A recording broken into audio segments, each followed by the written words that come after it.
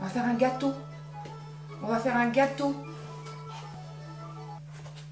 Encore un? Tu le fais, toi? Alors, avec maman. Regarde, regarde. On tape. Attention. C'est quoi, ça? C'est quoi? Du sucre? Attends. Allez, on y va? Encore.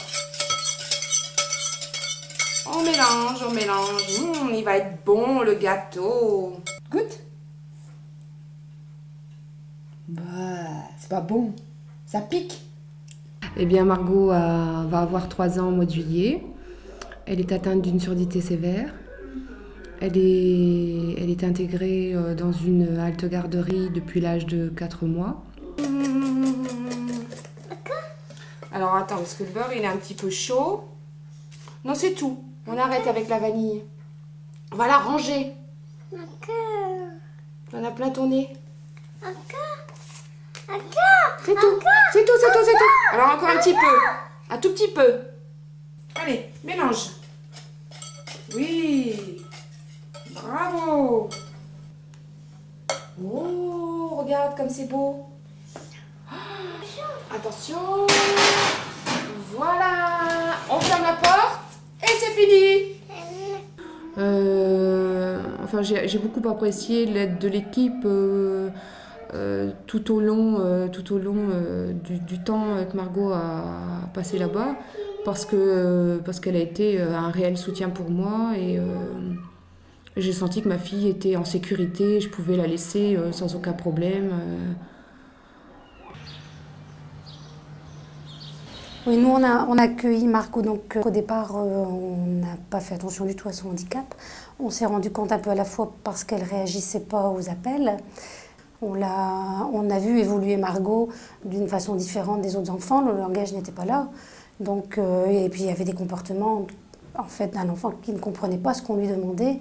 Elle comprenait au niveau gestuel, elle comprenait avec les yeux, avec les mimiques, mais c'est vrai que verbalement elle ne comprenait pas, donc c'est là un peu à la fois.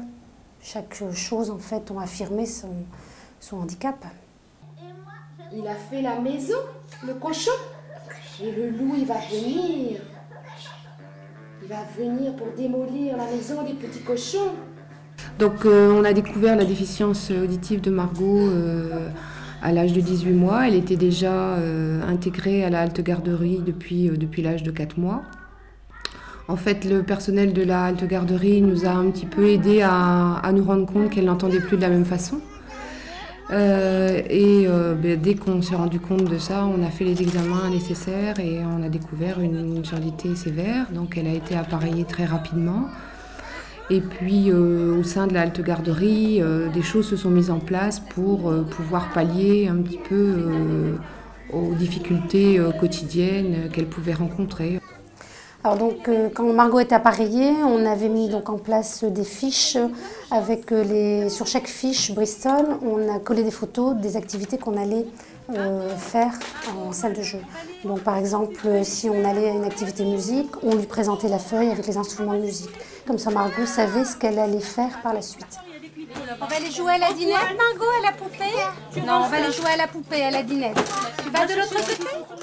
Elle n'était pas angoissée de savoir pourquoi on allait s'installer à table, pour quel genre d'activité. Elle savait, comme les autres enfants, ce qu'on allait faire. Et c'est vrai qu'au niveau des chansons, il y a toujours les gestes. Quand on fait des comptines, les chansons, il y a toujours les gestes qui accompagnent. Donc elle suit les autres enfants, elle nous suit, nous, gestuellement. Et elle suit le groupe sans problème. Elle suit le groupe sans problème. Et ça, c'est quoi? C'est quoi? Les chaussons? Les chaussons de Margot. Le personnel de la halte garderie connaissait déjà le problème de la surdité pour quelques enfants accueillis au sein de la garderie, mais avec des problèmes associés. Margot, c'est Stéphane. Margot, elle est là, Margot. Tu dis bonjour Stéphane. Au niveau de la halte garderie, le personnel tient compte effectivement de la lecture labiale, il faut en sorte d'être en face d'elle pour lui parler. Et puis ils ont aménagé un tas de petits rituels qui l'aident à, j'allais dire, à être le mieux possible dans son quotidien. Et puis Margot, un petit enfant très sociable, elle va vite vers les autres. Bon, elle n'a pas de problème particulier, même si, j'allais dire, elle n'est pas dans le langage, elle va réussir à se faire comprendre avec les yeux, avec les gestes. Elle a mis en place, j'allais dire, d'autres moyens de communiquer qui sont suffisants pour l'instant avec les gens qui l'entourent. Elle comprend facilement avec les yeux, avec les gestes, elle comprend tout ce qu'on lui demande. Mais il faut accompagner, hein. Seule la parole, c'est pas suffisant. Il faut toujours accompagner. Mais ça n'entraîne aucune difficulté au niveau des autres enfants. Les autres enfants ne se rendent pas compte même de son handicap. Elle joue avec eux, elle est intégrée dans l'équipe pareil qu'un autre enfant. Qu'est-ce que c'est? Le chat. Le chat? Comment il fait le chat, Margot? Miaou. Miaou. Miaou. Elle parle maintenant, elle commence à parler. Bon, ce sont des sons qu'ils ne comprennent pas toujours, mais bon, un enfant communique beaucoup gestuellement et puis il se communique avec les yeux, avec le langage du corps. Ils n'ont pas toujours la parole, mais ils comprennent très bien entre eux ce qu'ils veulent dire. Mets bien à côté, comme ça, Margot, regarde. Tu vois, tu le mets bien. L'intérêt pour les parents, qu'elles soient en halte garderie, c'est qu'elles vivent des choses comme un enfant qui n'a pas de difficultés. En négligeant pas forcément le handicap, en mettant des choses en place pour faire en sorte que ça se passe le mieux possible, et ça se passe bien.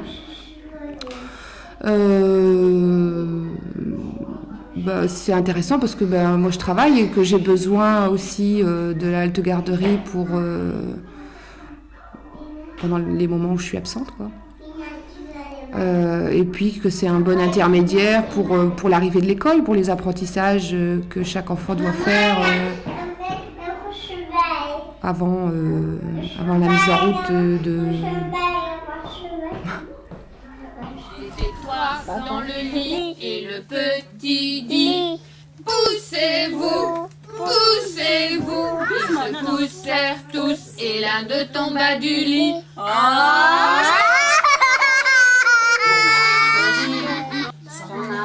À la guerre, disait adieu à ces petits enfants. Sa longue queue traînait dans la poussière. Ils sont allés combattre les éléphants. Ah, les crocodiles sur le bord du Nil.